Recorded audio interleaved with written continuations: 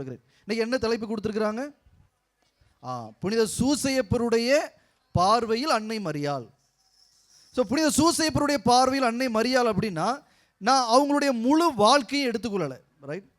முழு வாழ்க்கைனா ஒவ்வொரு பார்வை, ஒட்டுமொத்த பார்வை அப்படி பார்க்கலாம். ஆனால் இன்றைக்கு நான் இந்த ஒரே ஒரு பார்வை மட்டும், இப்போ ஒரு நிகழ்வு நடந்துச்சு, வாஸ்தாங்க, ஃபாதர் வாஸ்தாங்க. ஸோ இந்த நிகழ்வில் முதல் முறையாக சூசையப்பர் அன்னை மரியாவை எப்படி பார்க்கிறார், ஸோ அந்த பார்வையை மட்டும் எடுத்துக்கொண்டு அந்த பார்வையிலிருந்து நாம் இன்றைக்கு நம்முடைய வாழ்க்கைக்கான ஒரு பாடத்தை இன்றைக்கி நாம் கற்றுக்கொள்வோம். ஸோ இன்றைக்கு வாசிக்கப்பட்ட அந்த நற்செய்தி பகுதியினுடைய பின்னணி உங்களுக்கு தெரியணும். இன்றைக்கி என்ன நற்செய்தி வாசித்தாங்க? என்ன நற்செய்தி? ரைட். அன்னை மரியாள் சூழல் என்னது? சூழல் என்னது அப்படின்னா அன்னை மரியாளுக்கும் சூசையப்பருக்கும் என்ன நடந்திருக்குது? திருமண ஒப்பந்தம், நிச்சயதார்த்தம் முடிச்சாச்சு. மேபி ஒரு வருடத்துக்கு முன்னாடி முடிச்சிருப்பாங்கன்னு வச்சுக்கிறோம், ரைட்? நம்ம ஒரு கற்பனைக்குள்ளே போகிறோம், நம்மளுக்கு முழுமையாக தெரியாது. ஆனால் இப்படி தான் நடந்திருக்கணும். ஒரு வருடத்திற்கு முன்பாக நிச்சயதார்த்தம் யாருக்கு முடிச்சாச்சு? அன்னை மரியாவுக்கும் சூசையப்பருக்கும் முடிச்சாச்சு. இவங்களுக்கு இவங்க தான் அப்படின்னு தீர்மானிச்சாச்சு. பேசியிருப்பாங்களா ரெண்டு பேரும்? தெரியாது. அந்த சூழல் எப்படி இருக்குன்னு தெரியாது. இன்றைக்கு நாம் பேசுகிறோம், நிச்சயதார்த்தம் முடிஞ்ச உடனே பொண்ணு மாப்பிள்ளையும் பேசிக்கிறாங்க. அன்றைக்கு இருந்திருக்குமா? தெரியாது. ஆமாம் இல்லைங்கிற பதில்கள் நம்ம போக முடியாது, சரிங்களா? அது நம்மளுக்கு தெரியாது, அவ்வளோதான்.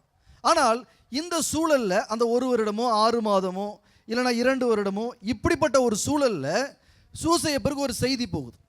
என்ன செய்தி? மாதா எப்படி இருக்கிறாங்க? கருவுற்று இருக்கிறாங்க. ஸோ இதுதான் சூழல். இந்த சூழலில் சூசையப்பர் அன்னை மரியாவை எப்படி பார்த்தார்? ஸோ திருமண ஒப்பந்தமாக இருக்குது, 2 பேருக்கும் கல்யாணம் ஆகலை, 2 பேரும் கூடி வாழலை. கூடி வாழ்வதற்கு முன்பாகவே, திருமணத்திற்கு முன்பாகவே அன்னை மரியாள் ஒரு குழந்தையை பெற்றிருக்கிறாள் அப்படிங்கிற செய்தி நம்ம ஊரில் கசியும் பார்த்தீங்களா? பல கதைகள் ஓடும். நிச்சயதார்த்தம் முடிஞ்சிட்டுனாலே அப்படி மூட்டி விட்டுருக்கிறவங்க ஆட்கள்லாம் இருப்பீங்க, நீங்களும் இருப்பீங்க. அடுத்தவங்க வாழ்க்கையை கெடுக்கிறதுக்கு என்ன பொண்ணு கேட்டு வருவாங்க, மாப்பிள்ளை கேட்டு, அவங்கள பற்றி கேட்ட உடனே அப்படியே பற்றி எரிய வைப்பீங்க. ஏன்னா அதுபோல் அன்றைக்கு யாரோ சூசையப்பட்ட என்ன பண்ணியிருக்கிறா? பற்றி எரிய விட்டுருக்கா, கொழுந்து விட்டு. அது வீட்டுக்குள்ளே நடந்திருக்கலாம் மேபி. ஏன்னா அந்த விஷயத்தை ஒருத்தர் கொண்டு போய் என்ன பண்ணுறாங்க? சூசையப்பர் காதில் போட்டு வைக்கிறாங்க. அந்த நேரத்தில் சூசையப்பர் அன்னை மரியாவை எப்படி பார்த்தார்? ஸோ இந்த ஒரு பார்வையை மட்டும்தான் இன்றைக்கு நான் உங்களோட பகிர்ந்து கொள்ள போகிறேன். இப்போ நீங்கள் தான் ஒரு ஆணுன்னு வச்சுக்காங்க, நீங்கள் எல்லாரும் ஆண்கள், ரைட்? இங்கே இருக்கிற ஆண்கள், இங்கே இருக்கிற பெண்கள் ஆண்கள்னு வச்சுக்காங்க. நீங்கள் தான் சூசையப்பர், ரைட்? உங்களுக்கும் மாதாவுக்கும் திருமண ஒப்பந்தம் ஆயிருக்குது. உண்மையான பதில் சொல்லணும், சரிங்களா? சரியான பதிலாக நான் கேட்கல. நீங்கள் சரியான பதிலாக ரொம்ப யோசித்து சொல்லுவீங்க, ரைட்? மாதாவை இப்போ புகழ்ந்துட்டு இருக்கிறோம். அப்போ மாதானா யார்? ஒரு சாதாரண ஒரு பெண்மணி, ரைட்? ஒரு 14ங்கிறாங்க, 16ங்கிறாங்க, ரைட்?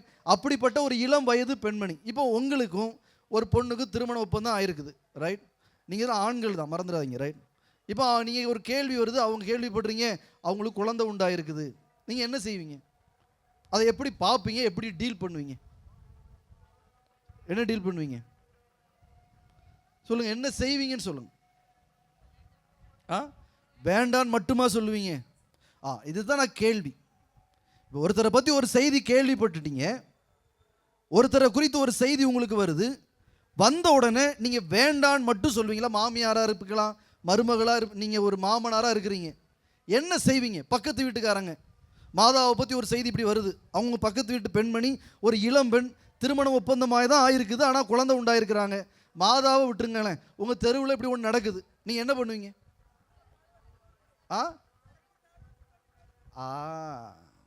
4 பேர்கிட்ட அப்படி கூட சொல்ல மாட்டீங்க. எப்படி சொல்வீங்க? அந்த கதையெல்லாம் எப்படி இருக்கும் தெரியுமா? கற்பனை பண்ணி அது சொல்லுவாங்க பார்த்தீங்களா? முன்னாடிலாம் மூக்கு காது வச்சு பேசுவீங்க, இப்போலாம் எப்படி பேசுவீங்க? மூக்கு வச்சு அதில் மூக்குத்தி குத்தி, ரைட்டு, கண்ணு வச்சு கண்ணில் கண்மை போட்டு, ஐலைனர் போட்டு, மஸ்காரா போட்டு, அப்படியே பயங்கரமாக ஜோடிச்சு இருக்கிற கதையை பேச மாட்டீங்க. இல்லாத 10 கதை. இங்கே சிரிக்கிறீங்களா? அவங்க மனசாட்சி கேட்டு பாருங்க. எத்தனை முறை இப்படி நீங்கள் பேசி அடுத்தவருடைய வாழ்க்கையை கெடுத்திருக்கிறீங்க? நீங்கள் யாராவது போய் பார்த்தீங்களா? நம்ம யாருமே அதை என்ன செஞ்சிருக்க மாட்டோம். we are not the witness. நாம் யாரும் ஒருத்தரை பற்றி ஒரு செய்தி கேள்விப்பட்டீங்கன்னா நீங்கள் யாரும் அதை போய் பார்க்கலை, அது உங்களை பற்றி ஒன்றுமே தெரியாது. பட் யாரோ சொன்னாங்க, கேட்டீங்க, கேட்டதா கூட சொன்னா கூட பரவாயில்ல. இந்த காதில் பூ சொல்லி விளையாடுறதுன்னு சொல்லுவாங்க பார்த்தீங்களா? நான் மல்லிகை பூன்னு சொல்லியிருப்பேன். அது முடியும் போது எப்படி வந்து முடியும்? என்னெல்லாமோ வந்து முடியும். அதுதான் நம்ம கதை. காதில் கேட்கறது தெளிவாக கூட கேட்கறது கிடையாது. நம்ம எல்லாரும் எப்படி தெரியுமா கேட்போம்? ஒரு விஷயத்தை கேட்கிற பொழுது அவங்க சொல்றது மாதிரி கேட்க மாட்டோம். நாம் எப்படி கேட்போம் தெரியுமா? எனக்கு விருப்பமான மாதிரி கேட்பேன். அதுதான் அங்கே பிரச்சனை. எனக்கு அவங்கள பிடிக்கும்னா அதுக்கு ஏற்ற மாதிரி கேட்பேன். எனக்கு அவங்கள பிடிக்காதுன்னா அதுக்கு ஏற்ற மாதிரி கேட்பேன். ஸோ நான் கேட்குற விதமே இன்னைக்கு எப்படி கேட்குறோம் அப்படின்னா, எனக்கு பிடித்தார் போல கேட்பது. உலகத்தில் பெரிய பாவம் என்ன? நான் எப்பொழுதுமே இப்படி அடுத்தவங்களுடைய பெயரை கெடுக்கிறது, அடுத்தவங்களை ரொம்ப எளிதாக தீர்ப்பிடுறது, அடுத்தவங்களுடைய கெட்ட பெயரை அப்படி பரப்பி விடுறது. ஸோ இதெல்லாம் செய்யும் பொழுது நான் பர்டிகுலராக ஒரு வசனத்தை உங்களுக்கு சுட்டி காட்ட விரும்புகிறேன். ஏன்னா இதெல்லாம் நீங்கள் செய்யும் பொழுது அந்த பர்டிகுலர் நபர் இருக்கார் பாருங்க, அவங்க வேதனைப்படுவாங்க பாருங்க, காயப்பட்டு யார்கிட்ட தான் போவாங்க?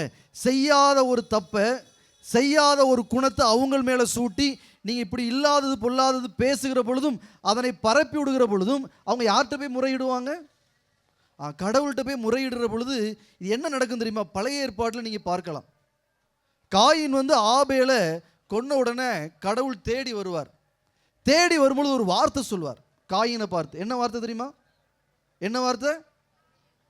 தம்பியை கொண்டு ஒரு வார்த்தை ரொம்ப அழகான கடினமான வார்த்தை. என்னன்னா, ஆபேலுடைய ரத்தம் என்னை நோக்கி கதறுகிறதுன்னு பாரு. என்ன ஆண்டவர்?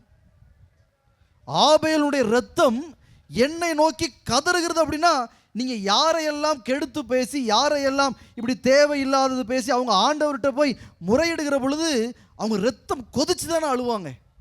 கண்ணீருங்கிறது என்னது? அந்த ரத்தம் சூடாகி வரக்கூடிய நீராவி தான் கண்ணீருங்கிறாங்க, ரைட்? அப்போ அந்த அழுகையோட அவங்க வேதனையோட சொல்லும் பொழுது ஆண்டவரை நோக்கி அந்த குரல் எழும்பும். இன்னைக்கு இல்லாட்டினாலும் நாளைக்கு ஒரு நாள் என்ன செய்யும் உங்களுக்கு? அது உங்களை வந்து பாதிக்கும். மறந்துடாதீங்க. எப்பொழுதெல்லாம் நீங்கள் அடுத்தவங்களை குறித்து இல்லாதது பொல்லாதது எல்லாம் பேசி, இல்லைனா யாரோ ஒருத்தர் சொன்னதை கேட்டு அதனை நீங்கள் பரப்புறீங்க அப்படின்னா, அதனால் அவங்க வேதனைப்பட்டு அழுவாங்க அப்படின்னா, நிச்சயமாக ஒரு நாள் அதற்கான பலனை நீங்கள் என்ன செஞ்சுதான் ஆகணும்? இந்த பூமியில் கொடுத்து தான் ஆகணும். கடவுள் மன்னிப்பாங்க. நீங்கள் போயிட்டு ஆண்டவரை மன்னிச்சிருங்கன்னா, என்ன கடவுள் எப்படிப்பட்டவரா? பேரிரக்கம் உள்ளவர். அவர் இரக்கமோட அவர் மன்னிச்சிடுவார். ஆனால் இந்த பூமி மன்னிக்காது, இந்த மண் மன்னிக்காது. ஏன்னா இந்த மண்ணில் நீங்கள் எதை விதைக்கிறீங்களோ அது என்ன செய்யும்? ஒரு நாள் அறுவடை செஞ்சு தான் ஆகணும். அது முளைச்சி வரும். சில நேரங்களில் அது பெரிய மரமாக கூட வந்துடும். உங்களால் வெட்டக்கூட முடியாது. அந்த அளவுக்கு பெரிய மரமாக நீங்கள் விதைத்ததற்கு நீங்கள் என்ன செஞ்சு தான் ஆகணும்? அறுவடை செய்தே ஆகணும். Please be careful. ஏன்னா நான் இன்னைக்கு சொல்கிறேன் உங்கள்கிட்ட, ரொம்ப சர்வசாதாரணமாக அடுத்தவங்களை பற்றி பேசிகிட்டு இருக்கிறீங்க. ஏன்னா நோ. ஸோ இப்போ அப்படியே எடுத்து நான் இதை பேசிட்டேன். இதை இன்ட்ரோடக்ஷன். ஏன்னா இதை அப்படியே எடுத்து இப்போ சூசையப்பருக்கு போய் பாருங்களேன். சூசையப்பருடைய பார்வை இப்படி இல்லை. ஏன்னா நம்மளை மாதிரி இவ்வளோ கேவலமான பார்வை கிடையாது சூசையப்பருக்கு. நம்மளை மாதிரி ரொம்ப மோசமான ஆள் கிடையாது சூசையப்பர். ரொம்ப அதனால தான் அவருக்கு ஒரு பெயரை இந்த வசனம் சொல்கிறது. அவருக்கு என்ன பேர்? அடுத்த வரி இருக்கும், இவர் ஒரு நேர்மையாளர். ஏன் நேர்மையாளர்னா அதுக்கு முந்தின லைன் இருக்குது, ரொம்ப அழகான லைன். என்ன லைன்? அவர் என்ன செஞ்சார்? அவரை மறைவாக, இதுதான் விஷயம், விலக்கிவிட திட்டமிட்டார். அப்படிங்கிறது கூட ரொம்ப கடினமான காரியம். தெளிவாக எல்லாரும் முன்னாடி விலக்கி விட்டாங்கன்னா அந்த பெண்ணுக்கு என்ன செய்யலாம்? ஒரு அவமானம் நேரிடலாம். அவர் யோசிச்சிருக்காரு பாருங்களேன். அதனால வேற எதையாவது சொல்லியோ இல்லை என்றால் மறைவாக இவளை நாம் விலக்கி விடலாம் என்று அவர் திட்டமிட்டார். எனவே அவர் யார்? நேர்மையாளர். ஸோ இப்போ நான் மாதாவை குறிச்சுலாம் அங்கே பேசல. சூசையப்பர் மாதாவை எப்படி பார்த்தாங்க, நாம எப்படி அடுத்தவங்களை பார்க்க. இங்கே இருக்கிற எல்லாரும் மாதாக்கள். நாம எப்படி அடுத்தவங்களை இதுவரை பார்த்து கொண்டிருக்கிறோம். ஸோ இங்கே சூசையப்பருடைய அடிப்படையான வேலை என்னன்னா, அந்த அன்னையை அவர் என்ன செய்யலை? தீர்ப்பிடலை. இவ மோசமானவ, இவ வேற யாரு கூடயே போயிட்டா, தீர்ப்பிடலை. அவர் என்ன செய்யறாருன்னா, அவளுடைய சூழலை அவர் புரிந்து கொள்கிறார். என்ன நடந்துச்சுன்னே தெரியல. ஏன்னா அவருக்கு தெரியாது என்ன நடந்துச்சு, ஏது நடந்துச்சு. அவர் தெரியாம இவள் இப்படிப்பட்டவள் தான் என்று அவர் தீர்ப்பிட விரும்பாமல் அவர் அவளை மறைவாக விலக்கிவிட திட்டமிட்டார். ஸோ இதுதான் ரொம்ப அழகான பாடம். ஸோ நீங்கள் ஒருத்தங்களை பற்றி கேள்விப்படுறீங்க, இல்லைனா உங்கள் வீட்டில் இப்படிப்பட்ட ஒரு சூழல் நடக்குது அப்படின்னா நீங்கள் என்ன செய்ய முடியாது, உடனே போயிட்டு தீர்ப்பிடுறதுக்கு உங்களுக்கு என்ன இல்லை, யூ ஹேவ் நோ ரைட், உங்களுக்கு தகுதி கிடையாது. இன்னைக்கு மாதா உங்களுக்கு கற்றுக் கொடுக்குற பாடம் இதுதான். உங்கள் மனசுக்குள்ள இதை ஏற்றுக்காங்க. எப்பொழுதெல்லாம் யாரையோ ஒருவரை பற்றி நீங்கள் கேள்விப்படுகிறீர்களோ, இல்லை என்றால் ஏதோ ஒரு செய்தி யார் வழியாகவோ உங்களுக்கு வருகிறதோ, உடனே தீர்ப்பிட்டுறாதீங்க. சிலுவை பாதையில் அந்த 40 நாள் முதல் ஸ்தலம் என்னது தான் வரும்? முதல் ஸ்தலம் தீர்ப்பிடாதே. ஆனால் நம்ம தீர்ப்பிட்டுக்கிட்டே இருக்கிறோமே. யார் உங்களுக்கு அந்த அதிகாரத்தை கொடுத்தது? நான் ஒரு அடிப்படையான கேள்வி கேட்குறேன். அடுத்தவர்களை தீர்ப்பிடுவதற்கு யார் உங்களுக்கு அதிகாரம் தந்தது? யார் நீங்க? அவர்களை பற்றி உங்களுக்கு A to Z தெரியுமா? தெரியாதே. அப்புறம் எப்படி தீர்ப்பிட முடியும்? நாம் பல நேரங்களில் ஒன்றுமே தெரியாமலேயே மிக எளிதாக தீர்ப்பிட்டு விடுகிறோம். பெரிய பாவம். நான் இன்னைக்கு அதை பதிவு செய்கிறேன். மிகப்பெரிய பாவம் அது. ரொம்ப எளிதாக அதை பரப்புகிறோம். ஏன்னா நம்ம அதுக்கு கண்ணு காது மூக்கு வச்சு அதை அப்படி பேசுகிற பாருங்க, அது அதை விட பாவம். ஒருத்தர் உங்கள்கிட்ட ஒன்று சொன்னால் அதை 10 போய் நீங்கள் சொன்னீங்க பாருங்க, அது அதை விட பெரிய பாவம். அதனால் தீர்ப்பிடுதல் என்பது மிகப்பெரிய பாவம் என்பதை இன்றைக்கு அன்னை மரியாள் உங்களுக்கு கற்றுக் கொடுக்கிறார். இன்னைக்கு நான் இதை மட்டும்தான் உங்களோட பதிவு செய்கிறேன். யாரையும் தீர்ப்பிடாதீங்க தயவு செய்து. ஸோ நான் இன்னைக்கு ஒரு விஷயத்த சொல்கிறேன். நீங்கள் தீர்ப்பிடுறதுக்கு முன்னாடி ஒரு 3 விஷயம் செய்யணும். அதுதான் ரொம்ப முக்கியமானது அப்படின்னு நினைக்கிறேன். ஸோ நீங்கள் ஒருத்தங்களை தீர்ப்பிட போகிறீங்க அப்படின்னா அதுக்கு முன்னாடி 3 விஷயங்களை நீங்கள் செய்ய வேண்டும். முதல் விஷயம் என்னென்னா, ஒரு கேள்வி நீங்கள் கேட்கணும். நீங்கள் யோக்கியமான்னு கேட்கணும். அடுத்தவங்களை பற்றி தீர்ப்பிடுறதுக்கு முன்னாடியோ, அடுத்தவங்களை பற்றி பேசுறதுக்கு முன்னாடியோ, அடுத்தவங்களை குறித்த செய்தியை பரப்புவதற்கு முன்னாடியோ அதற்கான தகுதி உங்களிடம் இருக்கிறதா முதல்ல ஆராயுங்க. இங்கே யாராவது யோக்கியர்கள் இருக்கிறீங்களா? நோபடி. என்னையும் சேர்த்தான் நோபடி. ஏன்னா பைபிளில் இயேசுநாதர் சொல்றார், ஏன்னா நான் சொல்லலை, இயேசுநாதர் சொல்றார், என்னை பார்த்து நீ ஏன் நல்லவன் என்பானேன். இது இயேசுனுடைய வார்த்தை. என்ன பார்த்து நீ ஏன்பா நல்லவங்கிற? நான் அவ்வளவு நல்லவன்லாம் இல்லைப்பா. இயேசுவே சொல்றார். கடவுள் மனிதர் சொல்கிறார், என்னை பார்த்து நீ நல்லவன் சொல்லாத. அப்படின்னா இங்கே யார் நல்லவங்க? நம்ம யாருமே நல்லவங்க இல்லை. நாம பலவீனத்தில் தவறுகிறோம், நாமும் குறைபாடுகளோடு இருக்கிறோம். குறைபாடோடு இருக்கிற நான் எப்படி அடுத்தவனை தீர்ப்பிட முடியும்? நான் கடினமான சொல்லாடல் போய் நீங்கள் யோக்கியமா? தீர்ப்பிடாதீங்க தயவு செய்து. இல்லை ஃபாதர் நான் யோக்கியம்தான் ஃபாதர் அப்படின்னு நீங்கள் யாராவது சொல்வீங்க அப்படின்னா நான் செகண்ட் ஸ்டெப்புக்கு போகிறேன். ஸோ ஃபஸ்ட்டு ஸ்டெப் இதை கேளுங்க. அடுத்தவங்களை பற்றி நீங்கள் பேசுகிறதுக்கு முன்னாடி நீங்கள் யோக்கியமாங்கிற கேள்வியை கேட்டுக்காங்க ஃபஸ்ட். இல்லை ஃபாதர் நான் பெர்ஃபெக்ட் ஃபாதர், நான் ரொம்ப நல்லவன், எனக்கு தீர்ப்பிடுவதற்கான அந்த அருகதை இருக்கிறது அப்படின்னு நீங்கள் நினைப்பீங்க அப்படின்னா செகண்ட் ஸ்டெப்புக்கு போங்க. என்ன செய்யணும் தெரியுமா? ஒருத்தவங்க தீர்ப்பிடுறதுக்கு முன்னாடி அந்த பர்டிகுலர் நபர்கிட்ட போய் உட்கார்ந்து நீங்கள் பேசணும். பேசாமல் எப்படி நீங்கள் அதை கன்ஃபார்ம் பண்ணுங்க, அது உண்மையா என்று அறிந்து ஆராயுங்க. இல்லாட்டி பேசாதீங்க. நான் அதான் சொல்கிறேன். இப்போ சூசையப்பர் அவர் என்ன செய்கிறாருன்னா மறைவாக விலக்கிவிட திட்டமிட்டார். அப்படின்னா என்னது அப்படின்னா, முதல்ல அவர் தீர்ப்பிட விரும்பலை. ஏன் தீர்ப்பிட விரும்பலைன்னா அவர் உட்கார்ந்து பேசலை. எனவே அந்த தீர்ப்புக்குள்ளாக அவர் வர விரும்பவில்லை. ஸோ நீங்கள் யாரையாவது தீர்ப்பிட விரும்புகிறீங்கன்னா தயவு செய்து அவர்களோடு அமர்ந்து பேசுங்கள். கொஞ்சம் நேரம் ஸ்பெண்ட் பண்ணுங்க. ஏன்னா அவங்கள பற்றி தான் நீங்கள் பேச போகிறீங்க. அவங்கள பற்றி நீங்கள் பேசுகிறதுக்கு முன்னாடி அவர்களுடைய உண்மை, மேபி நான் இதை ஏன் சொல்கிறேன்னா, அவங்களுடைய உண்மை நிலை தெரியாமல் நீங்கள் தீர்ப்பிட முடியாது. என்னுடைய எதிரிட்ட போய் நான் உட்கார்ந்து பேசிட்டு அவங்க ஏன் இப்படி பிஹேவ் பண்ணுறாங்கன்னு தெரியாமல் நான் தீர்ப்பிடுவேன் என்றால் நீங்கள் உங்கள் வாழ்க்கையை யோசித்து பாருங்களேன். நீங்கள் தப்பே செய்யாமல், உதாரணத்துக்கு வச்சுக்கிறோமே, நீங்கள் எப்பொழுதுமே அமேசானில் ஆர்டர் போடுறவங்கன்னு வச்சுக்கிறோம், ரைட்? அமேசானில் இப்போ எல்லாருமே அதில் போட்டுருக்கிறீங்களா? ஃப்ளிப்கார்ட், அமேசானில் போட்டுகிட்டே இருக்கிறீங்க. ஒரு பர்டிகுலர் நபர் உங்கள் வீட்டுக்கு ஒவ்வொரு நாளும் ஒரு பொருள் கொடுக்குறார். நீங்கள் தீர்ப்பிடக்கூடிய ஆள். உங்கள் வீட்டுக்கு ஒருத்தர் பொருள் கொடுத்து கொண்டிருக்கிறார், ரைட்? இதை பக்கத்து வீட்டுக்காரங்க உங்களுக்கு பிடிக்காத ஒருத்தங்க பார்க்குறாங்க. அவங்க எப்படி தான் பார்ப்பாங்க? அவங்க மாடிப்படியிலேருந்து திறந்து பார்க்குறாங்க. ஒரு 3 டேஸாக அவங்க திறந்து பார்க்குறாங்க. அவங்க திறக்கும் பொழுதெல்லாம் யார் வந்துட்டு போகிறா? இந்த அமேசானில் போடுறவங்க வந்துட்டு போகிறான். அவங்களுக்கு அமேசான்னா என்னன்னே தெரியாது, ஃப்ளிப்கார்ட்னா என்னென்னு தெரியாத ஒரு அம்மான்னு வச்சுக்கிறோம். அவங்க மாடுபடியை திறந்து பார்க்குறாங்க. திறந்து பார்க்குற பொழுதெல்லாம் இந்த ஆள் வந்து கொடுத்துட்டு போகிறான். அந்த அம்மா இதை எப்படி பார்ப்பாங்க? என்ன தீர்ப்பிடுவாங்க? இப்போ உங்களுக்கு மட்டும் அந்த வழி தெரியும். அந்த அம்மா இந்த வார்த்தையை, ஏன்னா அவங்களுக்கு ஃப்ளிப்கார்ட்னா என்னன்னே தெரியாது, அமேசான்னா என்னன்னே தெரியாது. ஒருத்தர் வந்துக்கிட்டே இருக்கான் அவங்க வீட்டுக்கு. அப்போ அவங்க ஒரு கதையை பக்கத்து வீட்டில் போய் சொல்லுவாங்க. ஒரு மோசமான கதையை அவங்க என்ன செய்வாங்க? கட்டி சொல்லுவாங்க. இதை நீங்கள் கேள்விப்பட்டீங்கன்னா உங்களுக்கு எப்படி வலிக்கும்? அப்போ உங்கள் மனசுக்குள்ளே என்ன ஓடும்? அவங்க வந்து என்கிட்ட கேட்டிருக்கலாமே, இது யார் எவருன்னு கேட்டிருந்துட்டு என்னை பற்றி அவங்க தீர்ப்பிட்டு எவ்வளோ வழியாக இருக்கும் உங்களுக்கு.